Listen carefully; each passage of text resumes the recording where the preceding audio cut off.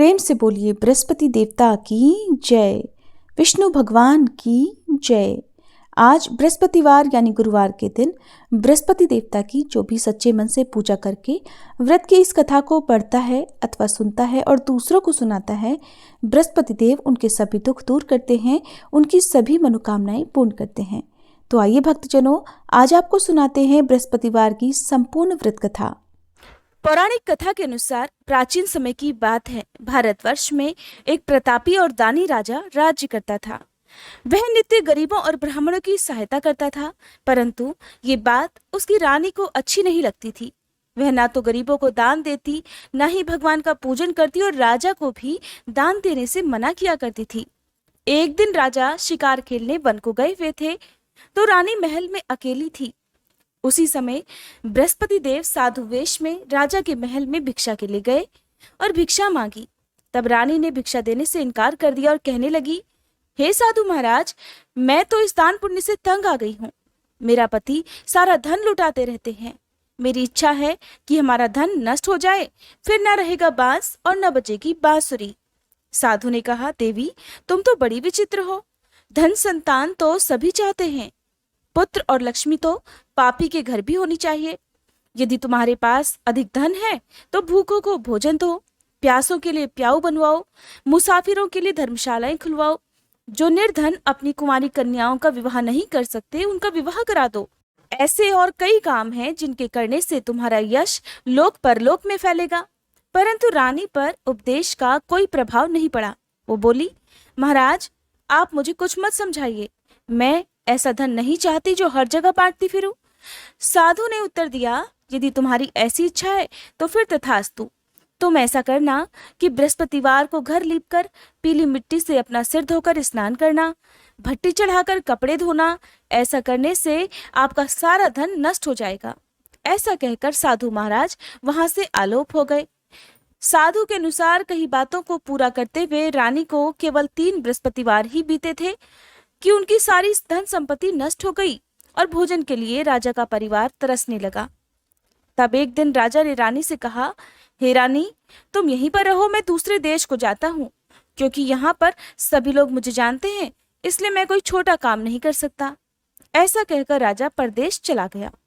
अब वहां वो जंगल से लकड़ियां काट कर लाता और शहर में बेचता। इस तरह वह अपना जीवन व्यतीत करने लगा।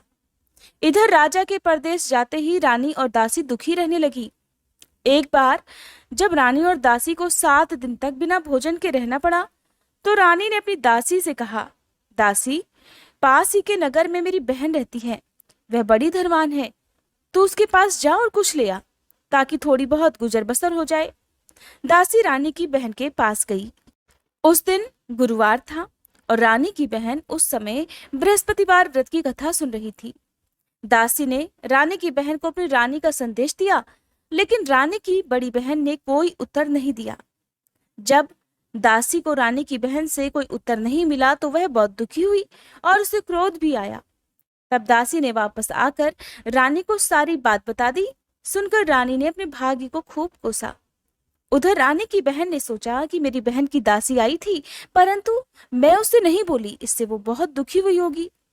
कथा सुनकर और पूजन समाप्त करके वह अपनी बहन के घर आई और कहने लगी, हे बहन, मैं बृहस्पतिवार का व्रत कर रही थी, तुम्हारी दासी मेरे घर आई थी, परंतु जब तक कथा होती है तब तक ना तो उठते हैं ना ही बोलते हैं, इसलिए मैं नहीं बोली। कहो दासी क्यों गई थी? तब रानी बोली, बहन तुमसे क्या छुपाऊं, हमारे घर में खाने तक को अनाज नहीं था। ऐसा कहते कहते रानी की आंखें भर आईं। उसने दासी समेत पिछले 7 दिनों से भूखे रहने की बात अपनी बहन को विस्तार पूर्वक सुना दी। रानी की बहन बोली, देखो बहन, भगवान बृहस्पति देव सबकी मनोकामनाओं को पूर्ण करते हैं। देखो, शायद तुम्हारे घर में अनाज रखा हो। पहले तो रानी को विश्वास नहीं हुआ, पर बहन के आग्रह करने पर उसने अपनी दासी को अंदर भेजा तो उसे सचमुच अनाज से भरा एक घड़ा मिल गया। ये देखकर दासी को बड़ी हैरानी हुई।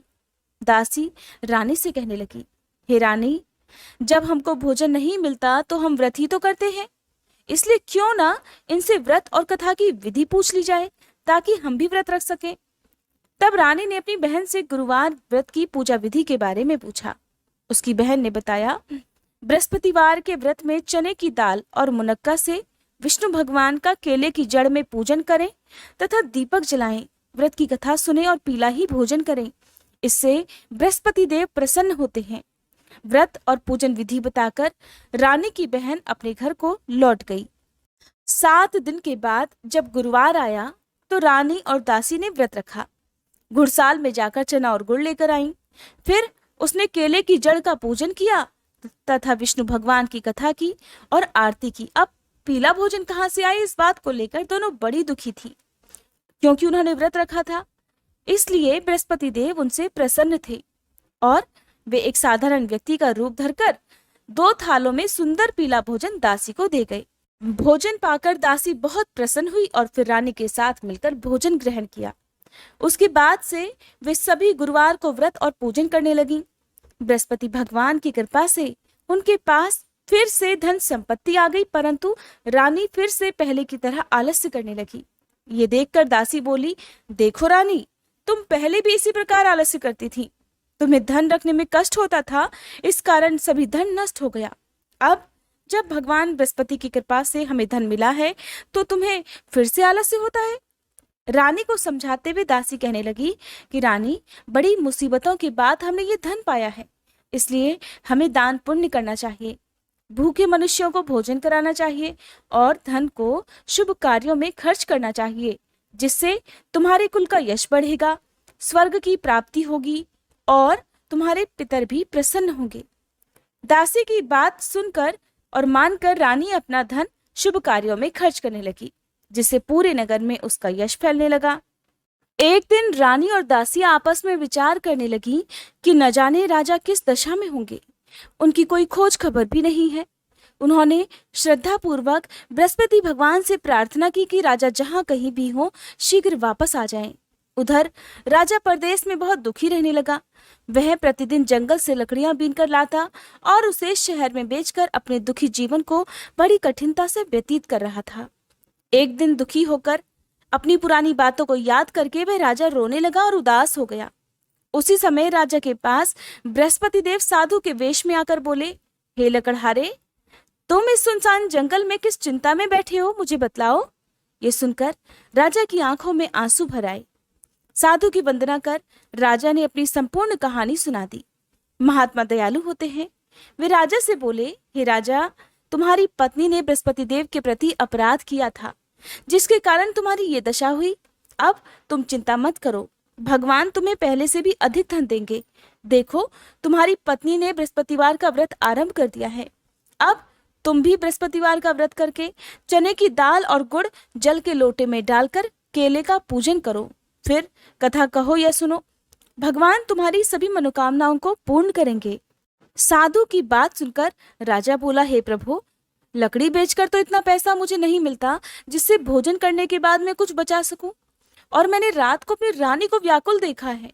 मेरे पास कोई साधन नहीं जिससे उसका समाचार जान सकूं। फिर मैं कौन सी कहानी कहूं, ये भी मुझे नहीं मालूम। साधु ने कहा, हे राजा, मन में बृहस्पति भगवान के पूजन व्रत का निश्चय करो, वे स्वयं ही तुम्हारे लिए कोई ना कोई राह बना देंगे।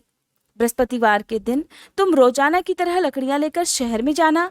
तुम्हें रोज से 2 गुना धन प्राप्त होगा, जिससे तुम भलीभांति भोजन कर लोगे और बृहस्पति देव की पूजा का सामान भी आ जाएगा।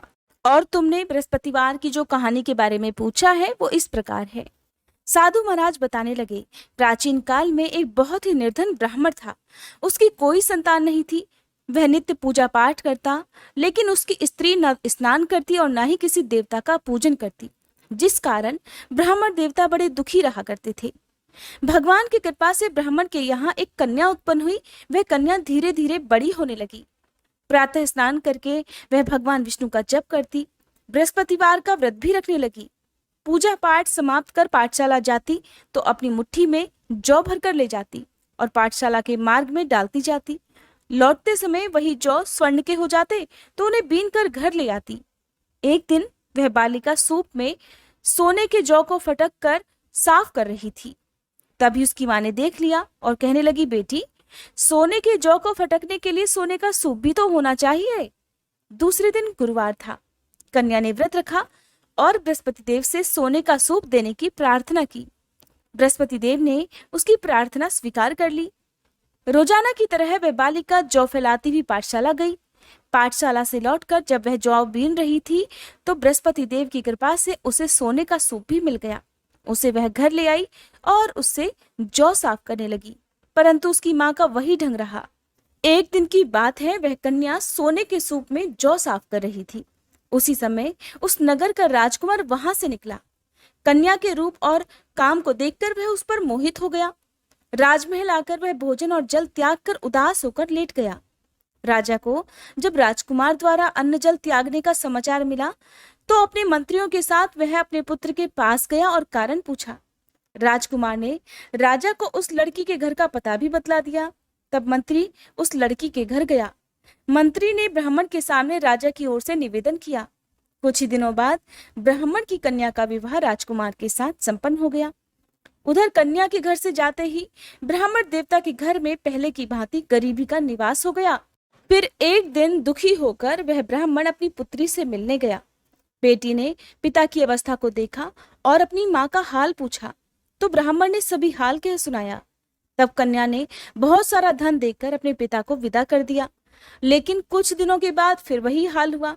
ब्राह्मण फिर अपनी कन्या के यहाँ गया और सभी हाल कहा तो पुत्री बोली, हे पिताजी, अब की बार आप माता जी को यहाँ लिवा लाओ। मैं उन्हें वह विधि बता दूंगी जिससे गरीबी दूर हो जाए। ब्राह्मण देवता अपनी पत्नी को साथ लेकर अपनी पुत्री के पास राजमहल पहुंचे तो पुत्री अपनी माँ को समझाने लगी, हे माँ, तुम प्रातःकाल स्नानादि करके विष्णु भगवान का पूजन करो तो सब दरिद्रता दूर हो जाएगी। परंतु उसकी माँ ने उसकी एक भी बात नहीं मानी। वह प्रातःकाल उठकर अपनी पुत्री की बची जूठन को खा लिया करती थी।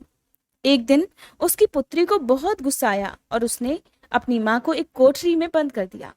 प्रातःकाल उसे स्नानादि कराकर पूजा पाठ करवाया तो उसकी माँ की बुद्धि ठीक हो गई। इसके बाद वह नियम से पूजा पाठ करने लगी और हर बृहस्पतिवार को व्रत भी करने लगी। इस व्रत के प्रभाव से मृत्यु के बाद वह स्वर्ग को गई।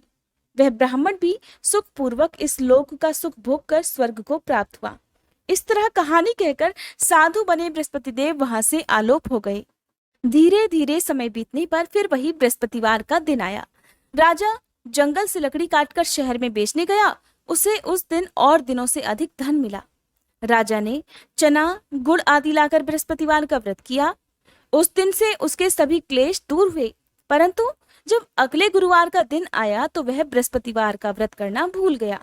इसी कारण बृहस्पति भगवान नाराज हो गए। उस दिन उस नगर के राजा ने विशाल यज्ञ का आयोजन किया था तथा अपने समस्त राज्य में घोषणा करवा दी कि सभी मेरे यहाँ भोजन करने आए, किसी के घर चूल्हा ना जले। इस आज्ञा को जो न मानेगा उसको फांसी की सजा दी जाएगी। राजा की आज्ञा अनुसार राज्य के सभी लोग राजा के भोज में आमंत्रित हुए, लेकिन लकड़हारा कुछ देर से पहुंचा, इसलिए राजा उसे अपने साथ महल में ले गए। जब राजा लकड़हारे को भोजन करा रहे थे तो रानी की दृष्टि उस खूंटी पर पड़ी जिस पर उसका हार लटका हुआ था। उसे हार खूंटी पर लटका हुआ दिखाई नहीं दिया। रानी ने सोचा कि मेरा हार इसी लकड़हारे ने चुरा लिया है और उसी समय सैनिकों को बुलवाकर उसे जेल में डलवा दिया। लकड़हारा जेल में विचार करने लगा कि न जाने कौन से पूर्व जन्म के कर्मों से मुझे ये दुख प्राप्त हुआ है, और जंगल में मिले साधु महाराज को याद करने लगा। तत्काल बृहस्पति देव साधु के रूप में प्रकट हो गए और कहने लगे, अरे मूर्ख, तूने बृहस्पति देवता की कथा नहीं की, उसी कारण तुझे ये दुख प्राप्त हुआ है। अब चिंता मत कर, बृहस्पतिवार के दिन जेल खाने के दरवाजे पर तुझे 4 पैसे पड़े मिलेंगे। उनसे तू बृहस्पतिवार की पूजा करना तो तेरे सभी कष्ट दूर हो जाएंगे। अगले बृहस्पतिवार को उसे जेल के द्वार पर 4 पैसे पड़े मिले। तब राजा ने पूजा का सामान मंगवाकर कथा कही और प्रसाद बांटा। उसी रात में बृहस्पति देव ने उस नगर के राजा को स्वप्न में कहा, हे राजा, तूने जिसे जेल में बंद कर दिया है उसे कल छोड़ देना, वह निर्दोष है, वह राजा है। राजा प्रातःकाल उठा और खूंटी पर हार टंगा देखकर लकड़हारे को बुलाकर क्षमा मांगी तथा राजा को योग्य सुंदर वस्त्र आभूषण देकर उसे विदा कर दिया। बृहस्पति देव की आज्ञा अनुसार राजा अपने नगर को चल दिया। राजा जब नगर के निकट पहुंचा तो उसे बड़ा ही आश्चर्य हुआ। नगर में पहले से अधिक बाग, तालाब और कुएं तथा बहुत सी धर्मशालाएं, मंदिर आदि बने हुए थे। राजा ने पूछा, ये किसका बाग और धर्मशाला है? तब नगर के सभी लोग कहने लगे, ये सब तो रानी और दासी ने बनवाए हैं। राजा को ये सुनकर आश्चर्य हुआ और गुस्सा भी आया कि उसकी अनुपस्थिति में रानी के पास इतना धन कहाँ से आया होगा।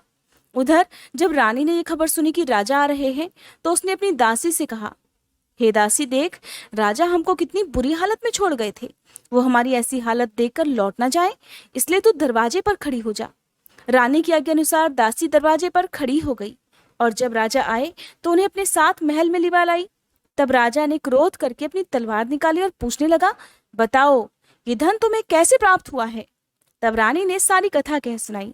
सुनकर राजा ने निश्चय किया कि मैं रोजाना दिन में 3 बार कहानी कहा करूंगा और रोज व्रत किया करूंगा।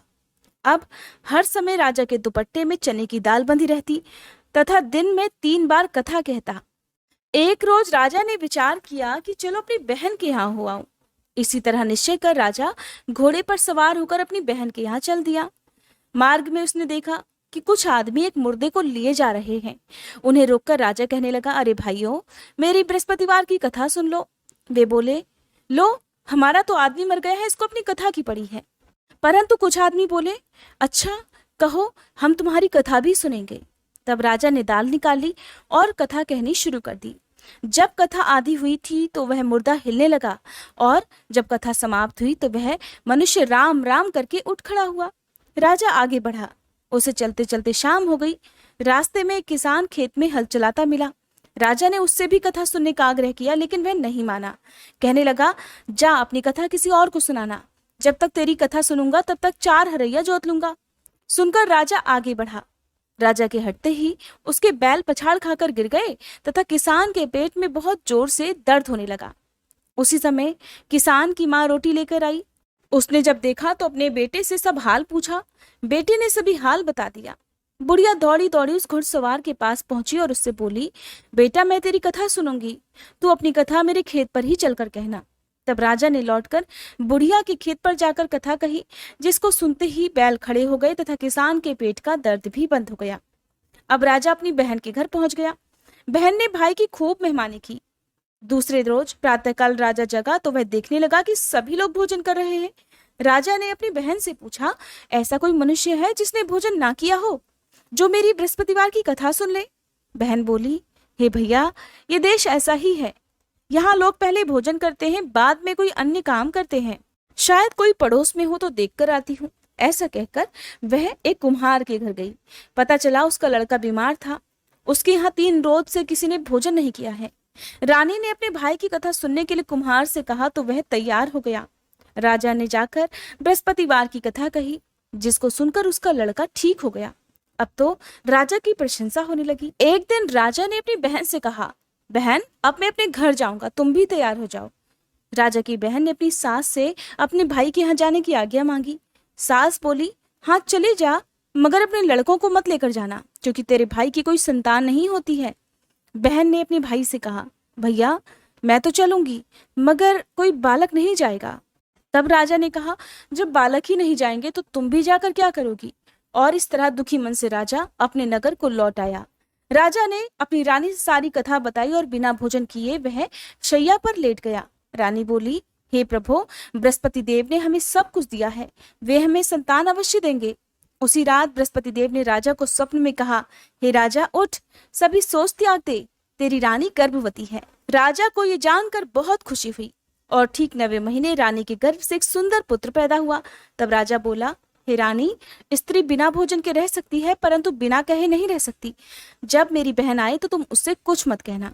रानी ने हाँ कर दी। जब राजा की बहन ने ये शुभ समाचार सुना तो वह बहुत खुश हुई तथा बधाई लेकर अपने भाई के यहाँ आई। तभी रानी ने कहा, घोड़ा चढ़कर नहीं आई, गधा चढ़ी आई। राजा की बहन बोली, भाभी, मैं इस प्रकार ना कहती तो तुम्हें औलाद कैसे मिलती। बृहस्पति देव ऐसे ही हैं, जिसके मन में जो कामनाएं हैं सभी को पूर्ण करते हैं। जो सद्भावना पूर्वक बृहस्पतिवार का व्रत रखता है और कथा पढ़ता है अथवा सुनता है और दूसरों को सुनाता है, बृहस्पति देव उसकी सभी मनोकामनाएं पूर्ण करते हैं। बृहस्पति देव उनकी सदैव रक्षा करते हैं। जो संसार में सद्भावना और सच्चे हृदय से बृहस्पति देव का पूजन करते हैं, उनकी सभी मनोकामनाएं उसी प्रकार पूर्ण हो जाती हैं। जैसे रानी और राजा ने बृहस्पति देव की कथा का गुणगान किया, उनकी सभी इच्छाएं बृहस्पति देव ने पूर्ण की थी। मनुष्य को हृदय से उनका मनन करते हुए जयकारा बोलना चाहिए। प्रेम से बोलिए बृहस्पति देवता की जय। अगर आपको ये कथा अच्छी लगी हो तो वीडियो को लाइक और शेयर करना मत भूलिएगा।